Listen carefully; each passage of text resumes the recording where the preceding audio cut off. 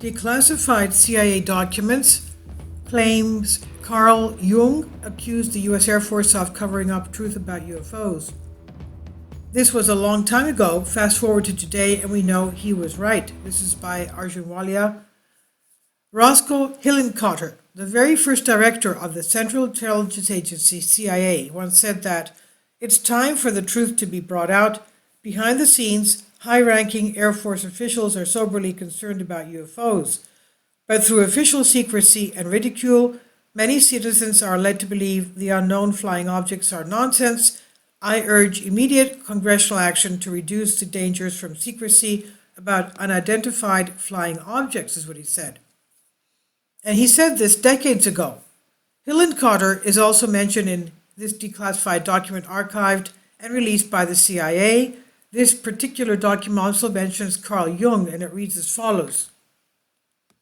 This is a reply to the letter August 6, criticizing Dr. Carl Jung for his belief in flying saucers and his charges that the Air Force has been covering up the truth about these objects. I would like to point out that Dr. Jung is not the first person of integrity and reputation who has made such charges. He is merely the latest. Exactly the same charge has been made by Admiral Delmar Farney, former director of the Naval Guided Missile Research Program, and by R.M. Hillenkotter, former chief of the Central Intelligence Agency. Both of these men would be in a position to know how much the Air Force investigation of saucers really found. The piece was written by Fred A. Kirsch, a well-known UFO researcher. So what did they really find? Keep in mind this document is from 1959. It's now 2022.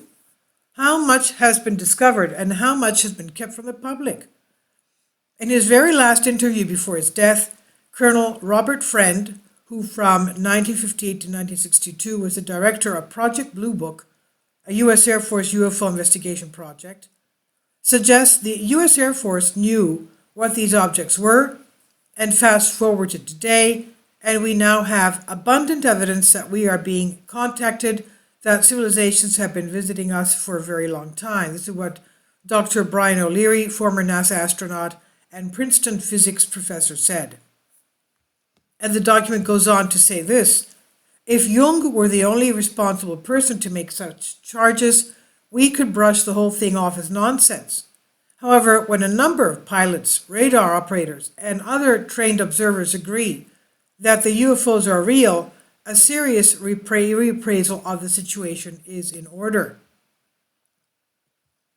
Today, UFOs have gone mainstream and the same information is being emphasized.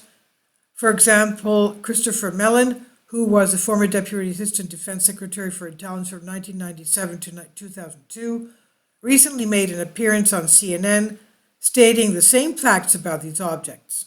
Many people have concerns about mainstream UFO disclosure, given the fact that governments and mainstream media, according to many, have deceived the public so many occasions, and you can read deeper discussions here in the link if interested.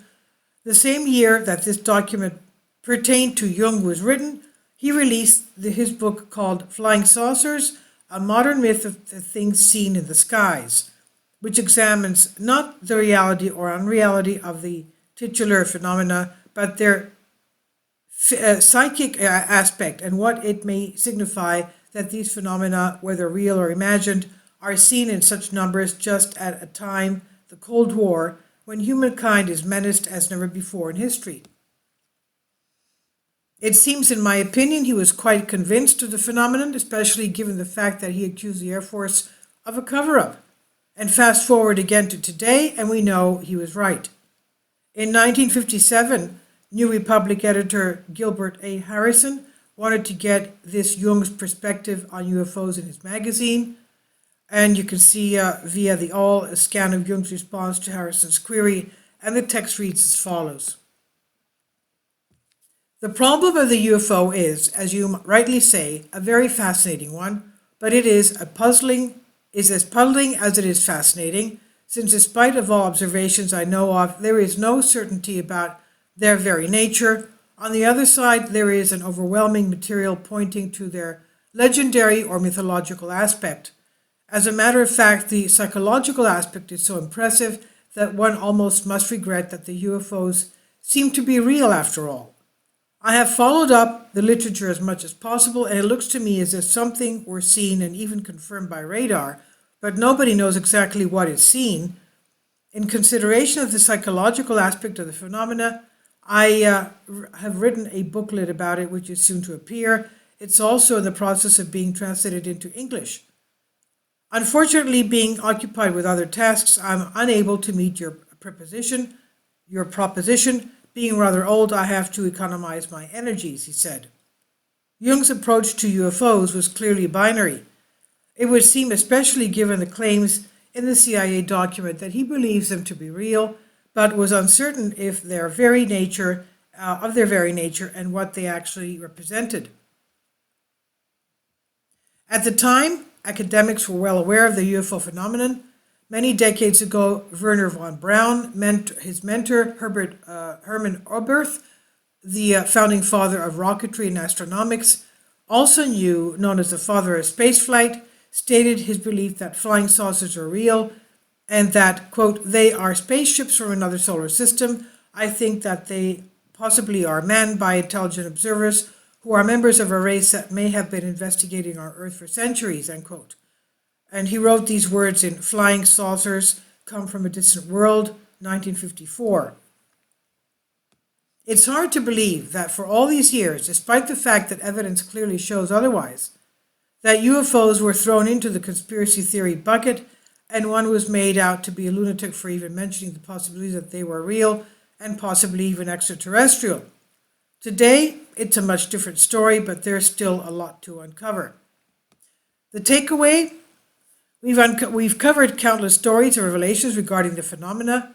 If you'd like to sift through the UFO extraterrestrial articles, I've seen, he says, many times before, and I'll say it again, the UFO topic leaves no aspect of humanity untouched. It's truly a catalyst, as are many other things, to expand human consciousness and really ask deeper questions about the nature of our reality and what we think we know about it.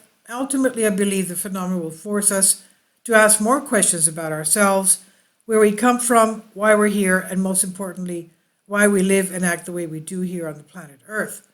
This was originally published on Collective Evolution, here under a Creative Commons license by Arjun Walia Collective Evolution on Collective Spark. Please leave your comments, and thank you for your support. Kindly support my Patreon account. The daily posts are 5 videos daily, and they are totally different from what I have on my YouTube channel. Thank you so much for your support and that you find all my content so interesting. You'll find the Patreon account details in the description box below.